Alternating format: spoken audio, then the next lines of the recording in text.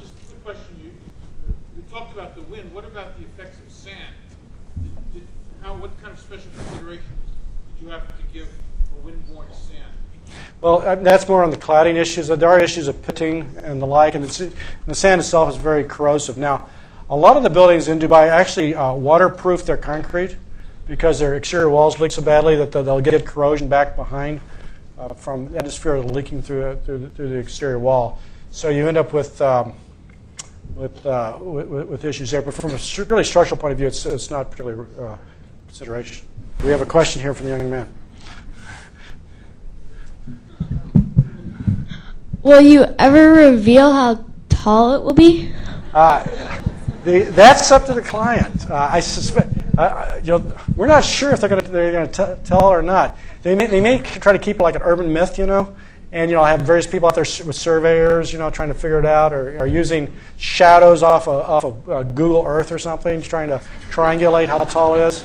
I'm not sure it'll be. I'm not sure if they'll ever cough it up, but we're not allowed to talk, so. It's fairly mild. It was a question about the seismic activity. It's what we would call perhaps a zone 2A, which is a mild kind of equivalent. It's actually the local building code has a much more severe seismic requirement. That's probably what's warranted. We designed for both wind and seismic, and actually some parts near the top of the building were controlled by the seismic because of the whipping action. We also commissioned a separate seismic study to generate an independent, what they call response spectra, or how much does a scientist think the Earth shakes. And those are quite a bit less than what was required by the local building code. Okay. Should we do one more? Yes. Could you please talk more about the stacking of the core, or also how you redesign the Burj Dubai to counteract the wind effects? What caused that, the change in the okay, the two questions about the stacking the core. Well, what you do is you have a series of shuttles that from the base. These are the express trains, okay, that take you up to various sky lobbies, and that's not done too much in New York, but it's been done. Like Sears Tower has that, and various parts of the world do that in order to decrease the number of elevators that you have in your core.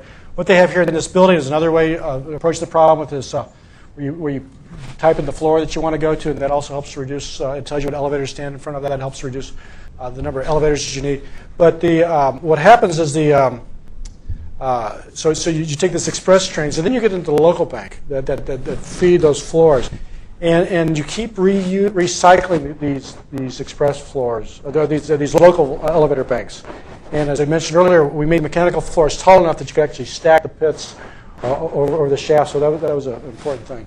Now, what you asked about the wind. Well, when we got the first set of wind tunnel data, we started analyzing it, and it was quite clear to us. You could kind of like back figure where this was coming from. I remember I was standing in my office. I had a plexiglass model about this big of the model, and Peter Irwin from the wind tunnel was there, and we had the data. And I was with some architects, and we'd look at the data, we'd look at the building, look at the data, look at the building, and say it's coming from there. Okay, and then we would then look at how we could, working, of course, the architectures, architect control the architecture. But the architecture of a tall building is the single most important structural parameter in a tall building, because if you have a bad shape, you're dead. And so it was a lot of work. I guess I have a couple more questions. Yes. I have about a 7-second rule, and how many seconds? This building, the fundamental mode is around 11 seconds. 11 seconds, which is similar to the World Trade Center. Or less was 10 or 11 seconds was 10 seconds was the World Trade Center. How much off vertical? I never really look at that, and people ask, and I ask one of my engineers. They look it up. I can't remember. I think in the museum you told us that it's 1 foot 8 inches. Could be. Yeah, because how much it actually moves is somewhat irrelevant, because you can't really measure. The thing you can measure is the inertial forces on your body. Your inner ear can perhaps detect motion, but the other thing we ought to, because the building is also somewhat not symmetric, we want to be sure it didn't lean too much due to gravity. Because you build it, you don't kind of like wandering off, and so we essentially we keep recentering the tower as we go up. I think we're about 30, 35 millimeters off off of dead center, which is essentially dead centered. What is the usable square footage of the top floor, and should the top floor contribute to defining what the building is? Okay, the usable square footage, couldn't tell you. It's up at the top. I'd have to ask one of my architectural colleagues has this incredible spreadsheet that's got every fact known to man on the building. The really top floors, the offices are about a little over 10,000. 10,000 square feet, yeah. And I would say, what, 10. 50% is. Yeah, I mean the core takes up quite a bit of that space. There's 4 ways of measuring buildings. Okay, one is, and there's certainly a lot of disagreements about this. One is a highest occupied floor, and an occupied floor is not defined.